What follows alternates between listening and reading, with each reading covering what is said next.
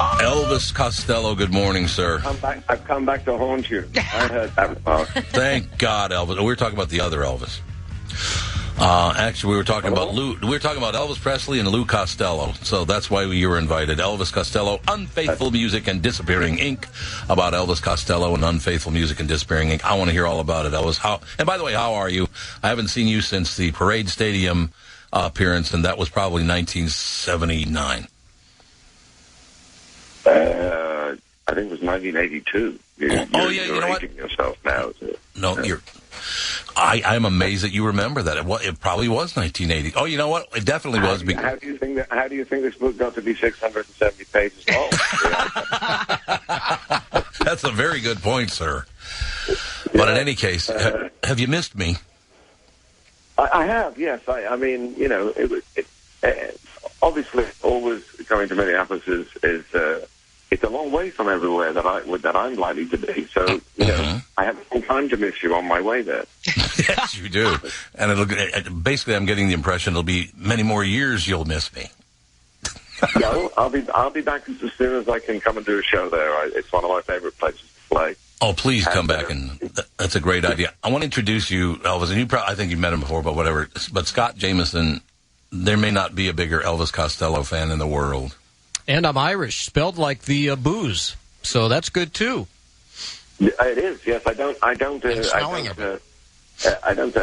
take that in anymore, but it's certainly. It's been there heavily in the past. Well, it's great to talk to you. The new book is Unfaithful Music, Disappearing Ink. I, like many of our listeners back in the late 70s, discovered your music. The first album came out. The next one had The Attractions, and it just blew out of the speakers. And for me personally, when Imperial Bedroom came out, that kind of changed my musical views. And it's been a great ride listening to all of your great songs. And really one of the great storytellers in contemporary music, not just a great songwriter and very prolific, but also tells great stories. And that's why I think this book is going to be a great read, because you do tell stories so well. Tell us a little bit about the process of how it all started. Well, I've been asked to write a book. I was asked to write a book when I was 24, and I thought that was such a stupid thing, because obviously that was just a way to cash in and put your face on a product, you know, and I wanted to sing my songs. I didn't want to tell anybody anything back then. So, you know, since that time I've done a lot of things. I've had a lot of good fortune. I've made a lot of mistakes, like anybody does in a relatively long life. I also had a chance to look back and think why I hear music the way I do, because my dad was a musician, his dad before him, and this life of traveling and playing music and getting into misadventures seems to be a continuing story. So I've told that. I didn't just write it all about me. I mean, as much as I'm sure you would love a 670-page book that was all about me, I have met some people, I've worked with people that I really admire, and I wanted to explain how I came to feel the way I did about them when those occasions came up. You know, I didn't write I was born, and then I did this, and then I did that, and then I did this, and the laughter and the tears, and my drug hell, and then I sort of saw the light. It isn't really that kind of telling. It's not told in sequence. I try to connect everything together through emotion, and I think for me it was better to write it that way, and somebody else would have written it a different way, but that's why my name's on the front of it. Can we talk about your dad for a moment? He was a musician in Britain in the 40s, I believe. Did you, in those early days... Late 40s right through to the 90s, you know. I mean, he had a long career. A band leader, right? Well, he was a band leader in his hometown is Birkenhead, the little town that's across the Mersey from Liverpool. And he came out of the RAF after the Second World War. He did his national service, and he was playing the trumpet. And he heard, like, jazz records, you know, as they call them, bebop records from America, and that's what he wanted to play. Well, this was music that nobody knew about. Nobody really wanted, you know, there wasn't a big demand for it, but that's what he wanted to play. And he led his own group, and he would put an advert in the local paper saying, the Ross McManus Quintet, direct from Paris and London. And in fact, he'd never played the other side of the Mersey. It was a complete flop. So they're sort of, the bluffing and changing your name thing, it's come up a lot in our family because later on he got a job with a very successful dance band that sang the hits of the day. And to make a little extra money, he used to record sound-alike cover records, which were issued very cheaply by people who thought that the song was the thing and not necessarily the artist. And therefore, he would record under assumed names. And so when people ask me, like, Elvis Costello, isn't that a weird name? It's not really if your father used to make records with Frank Bacon and the Baconeers or Hal Prince and the Layout, you know.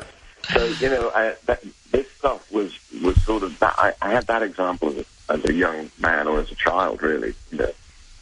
So did you get approval? Did you seek approval from your dad when you started out? Did you play the songs for him? To be honest, I think it was the other way around because he wasn't in. As the book will tell you, it's called Unfaithful Music. It's not called that accidentally. I mean, he wasn't, conventionally speaking, a responsible father. I mean, my parents separated when I was quite young, and he made all the mistakes that a relatively young man can make. At the same time, I did love him very much, and the opportunity to see him at work. I'd go with him to the dance hall when I was really only about 7 years old. I used to go to radio broadcasts. I get to see the band rehearsing, and they would have guest stars from the hit parade, so I got to see people like the Hollies, you know, contained Graham Nash, who went on to be in Crosby, Stills Nash, when I was about 10. So it gave me a very different perspective on pop music than my friends who just believed everything that was in a pop magazine or whatever they said on the radio, you know. I saw how it worked. And it was still magical to me, but I also saw that a lot of the time it was just boring hanging around waiting for something to happen, you know, just like any job.